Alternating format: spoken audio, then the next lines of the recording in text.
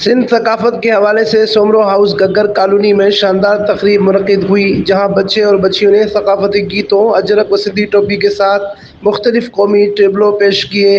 इस मौके पर शानी सोमरो, जाहिदा नवाज गनियो, तरह सोमरो, साग सिंधु, अरीज सोमरो, सदफ खलोड़ो, हुरुन्निसा मीरानी, जरीना मीरानी, शाज़ेब, लुत्फ़ मीरानी व दीगर मौजूद थे। प्रेसुमरो ने इस मौके पर कहा कि सिंध सकाफत कदीमी है और अपने कौमी सकाफत को उजागर करना, इससे मनाने पर फ़ख्र करते हैं। सिंध के तमाम वसाइल ज़मीनें, जज़ायर, दरिया और समंदर पर सिर्फ सिंधियों का हक है, जिसके लिए जदोजहद जारी रहेगी। अमीन फ़ारूकी, फायरस्टोन न्यूज़ नेटवर्क, ठट्टा, सिंध।